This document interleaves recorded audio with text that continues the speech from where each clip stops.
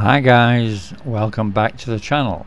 I just came down to the junction of Bukaw and Diana and Linky by the subway here, opposite where the bar is in the corner. You know, the one where everybody sits and watches the day go by. Well, that's what I'm doing. So I just thought I would do a sponsors 2 part 2 video, because a lot of you seem to like it, so why not? I've got quite a few stories which are absolutely 100% true. Every single one of them I have personal knowledge of. Trust me, they're all 100% true. If you missed the first video about is it a good idea to sponsor Thai girls or not, I'll put a link at the end.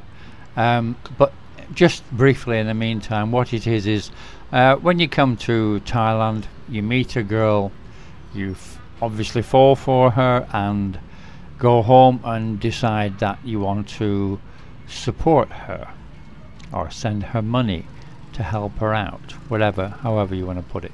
That's what sponsorship actually is. It has many different forms, but basically that's what it is. As always guys, before we start, please remember to subscribe and like and share and ring the bell. And a big thank you to everybody who's bought me a coffee. It's really helped, it really does. And if you'd like to buy a coffee, just drop down to the description box below and click the link. And thank you very much. A couple of things I forgot to mention in the first video was, I mean, these days with the internet, what's happening is that people are meeting girls on the internet, never having met them in person, and starting to become sponsors. Now that's never going to be a good idea, is it? You have no idea if you're going to click in real life when you meet. Not a good idea. Another thing I've noticed in my experience is many Thai girls will tell the truth, but it's only half of the truth. When you end up having the other half of the truth, it completely changes everything. Oh, and one more thing I forgot to mention is sponsorship usually starts off with small amounts of money, like just enough for her portion of the rent, a couple of $1,000 a month, or some money for food. But it can end up buying a car, buying land, buying a farm, buying houses. It can end up huge amounts of money. So don't forget that. Something else you should know is that first time ever visitors to Thailand are prime targets for girls who are looking for sponsors. So it's probably better not to say it's your first time. Just wing it, you know. Something else that you need to know is that many Thai girls who are working as freelancers, bar girls, whatever, have 2 telephones with 2 different telephone numbers. One of those is for the sponsor and the other one is for customers. There you go. Maybe you didn't realize that. I've got 4 stories for you, but I don't know if we're going to be able to get through them in time. I don't want to really run past 15 minutes. So we'll give it a try and see how far we get, and if not, we'll go into a part 3 video, okay?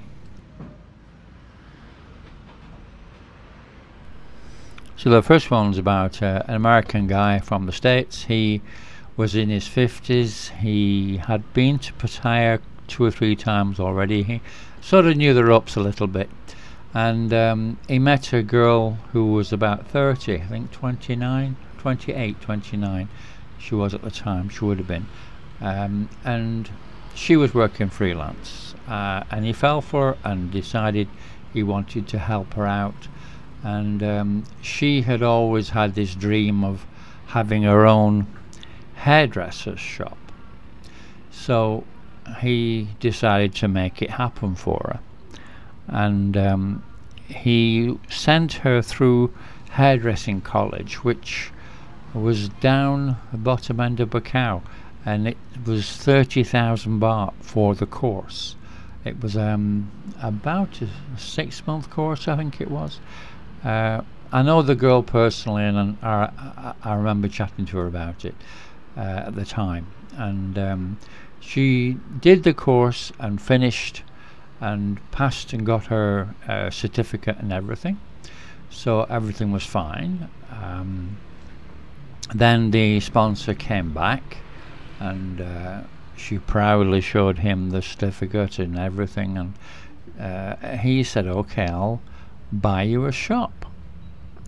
So that's exactly what he did, and they put everything in it that you need. They bought a proper rented a shop. Obviously you can't buy them in Pattaya, but you rented her a shop, and kitted it all out with everything that she needed. And when he was there, she started working in the shop, and she was okay. Everything, got a few customers like you do at the beginning and what have you, and then he went home to the States, quite happy with everything, and continued to sponsor her, but obviously because her shop was only starting, it wasn't making much money. So the first thing that she did as soon as he went home was she went and got hold of a friend of hers who was a hairdresser and said to her, I want you to come and work for me at my shop.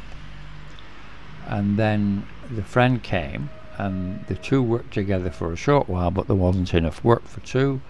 So the girl, which was her original plan anyway, decided that she was the madam, she was the boss. Why should she work when she's paying staff? So she decided she didn't want to bother working anymore, and just had the young girl who was working for her. And of course then she got bored, and she decided she wanted to start going out, which was her original plan anyway. So she started to go out in the evening. She would speak to her sponsor before she went out, when she closed the shop around 11ish, or she would speak sometimes when she was still in the shop about sort of 9-10 o'clock, and then she would go out after she'd spoken to him.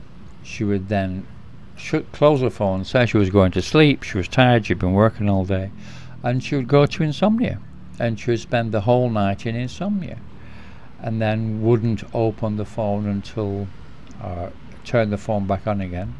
Open the phone, that's a Thai way of saying it. She didn't turn the phone back on again until the afternoon. With the big time difference, of course, that wasn't a problem. So then she would not have to work. The girl would go in the morning, open the shop, do any work that was needed. Any customers came in, the young girl would do all that and take care of the shop, and then she would wander in later on, playing the madam, not working at all.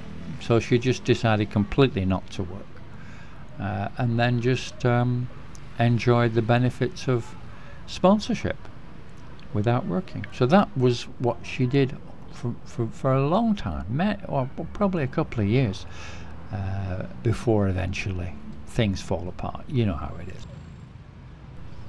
During that time, whenever she went to insomnia, many times she would take customers, and she would be amongst the more expensive girls because she didn't need the money, and she was a very attractive girl anyway. So that was the way she used to live her life.